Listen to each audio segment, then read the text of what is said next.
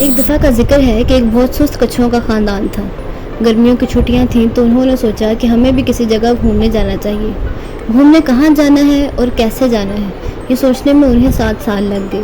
جب انہوں نے یہ سوچ لیا تو پھر کس جگہ پر رکنا ہے یہ سوچنے میں انہیں 1 سال اور لگ گیا۔ اس جگہ کو صاف کرتے اور جو کھانا وہ ساتھ لائے تھے اسے نکالنے میں انہیں 6 مہینے اور لگ گئے۔ اس ساری محنت مشقت کے بعد جب انہوں نے کھانا نکالا تو انہیں پتہ چلا کہ ہم نمک تو لے کر ہی نہیں آئے۔ تو خاندان کا جو سردار تھا اس نے سوچا کہ اب کس کو نمک لینے بھیجا جائے۔ تو سب نے مشورہ دیا کہ کچھوے تو ویسے ہی سست ہوتے ہیں، لیکن ان سب کچھووں میں سب سے تیز رفتار چھوٹا ہے، تو چھوٹے کو بلایا گیا۔ چھوٹے، آپ جاؤ گے اور نمک لے کر آؤ گے۔ چھوٹا کہتا ہے میں نہیں جاؤں گا۔ تو باپ نے پوچھا کیوں بھائی؟ بولا مجھے یقین ہے کہ جب تک میں واپس آؤں گا اس سے پہلے ہی آپ سب لوگ سارا کھانا کھا چکے ہوگے، اس لیے میں نہیں جاؤں گا۔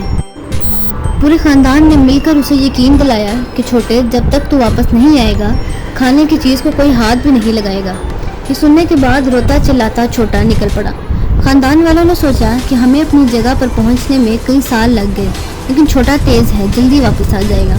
1 سال گزر گیا، 2 سال گزر گئے، 3 سال گزر گئے، لیکن چھوٹے کے واپس آنے کا کوئی نام و نشان نہ تھا۔